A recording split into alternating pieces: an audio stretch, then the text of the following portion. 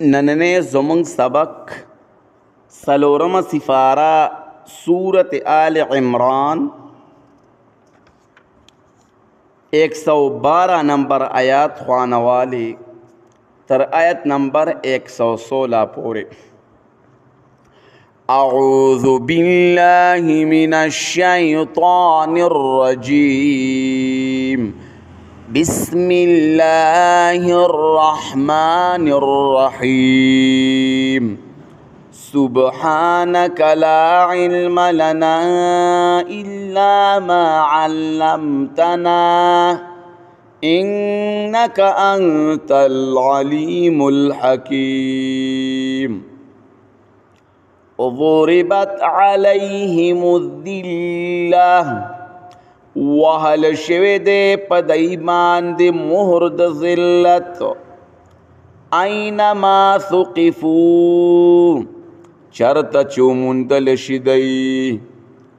الا بحبل من اللہ مگر بچ پوی ذلتنا چی منگول اولگئی پرسائی کتاب دا اللہ وحبل من الناس او پرسائی جماعت دا خلقو صحابہ کرامو وباؤوا بغضب من اللہ اور راگیر شدئی پا غصہ کے دا طرف دا اللہ نا وضربت علیہم المسکنہ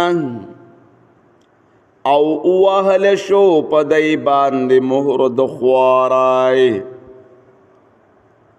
ذالک بأنہم کانوا یکفرون بآیات اللہ دا ذلت او مہرد خوارائے پدی وجہ دے چی دوی کپر کو پایا تن دا اللہ باندی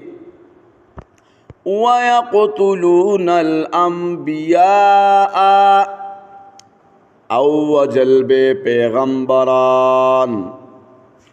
بغیر حق بغیر دس جرمنا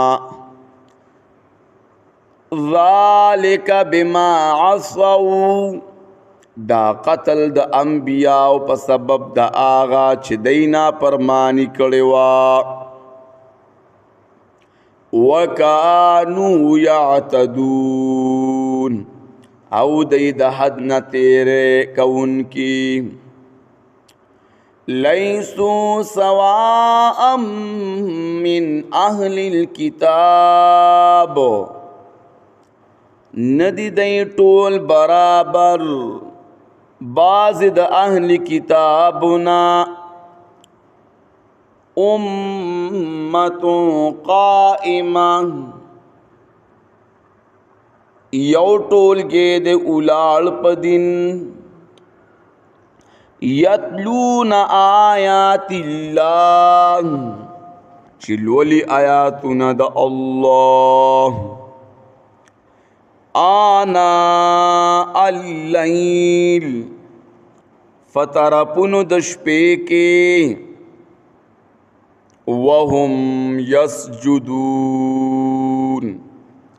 او دیتا بداری کید اللہ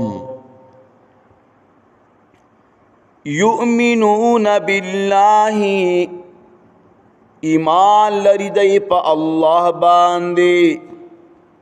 والیوم الآخر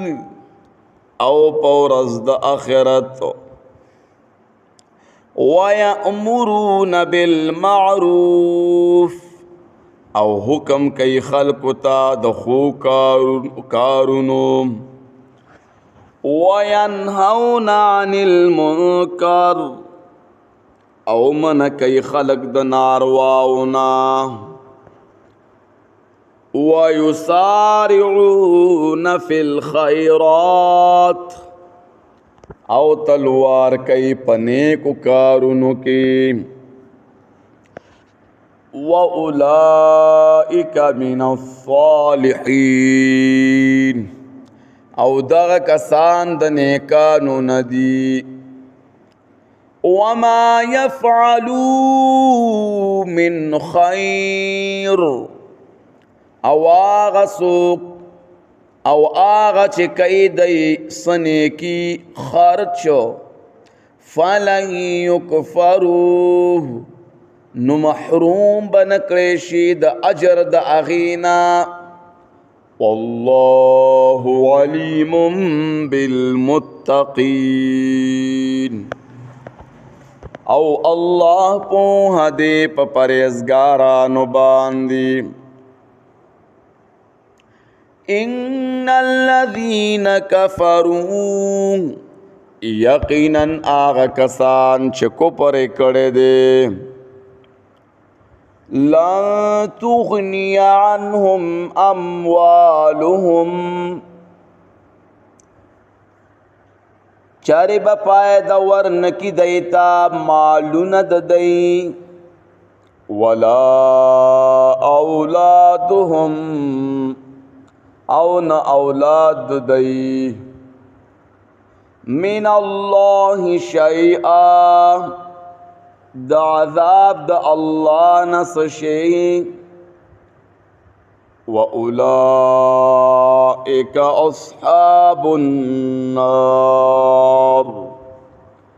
او دغا کسان دوزخیان دی هم فیہا خالدون